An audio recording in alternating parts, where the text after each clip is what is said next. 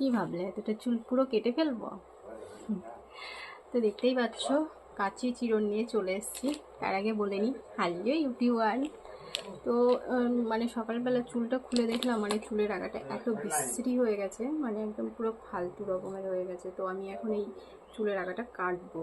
তো একবার ঘরের মধ্যে লুকিয়ে লুকিয়ে কাটছি, কারণ এই চুলের আগা যখনই আমি কাটি একটু লুকিয়েই কাটি, কারণ মা চেঁচায়। মা মানে চাই না যে আমি চুল কাটি, কারণ বলে যে এইটুকু চুল নিয়ে নাকি আমি বেশি লাফালাফি করি। তো জানি না, যে এরা বোঝে না যে চুলের আগাটা ঠিক না থাকলে দেখতে ভালো লাগে না। তো যাই হোক, আমি এখন চুলটা কেটে নেব।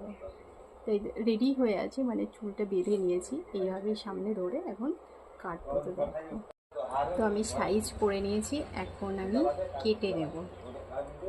যারা পার্লারে যেতে পারছে না, আর আমি এখন পার্লারেও যেতে পারছি না চুলটা কাটতে, কারণ কি সময় হচ্ছে না, তো বাড়িতেই আর কি লুকিয়ে লুকিয়ে সেরে দিচ্ছি, লুকিয়ে লুকিয়ে। তো যারা এরকম পার্লারে যেতে পারছো না, তারা এরকম বাড়িতেই দুদিকে চুলটা বেঁধে এরকম সমান করে ধরে কেটে নিতে পারো। তো এই যে লাস্ট কেটে নিয়েছি, এই যে সমান করে কেটে নিয়েছি। তো সবসময় তো পার্লারে যাওয়া সম্ভব হয় না, বাড়িতে এইভাবে তো কেটে নিতেই পারি, তাই না? তো কেমন লাগলো অবশ্যই জানিও। টাটা, দেখা হচ্ছে পরের ভিডিওতে।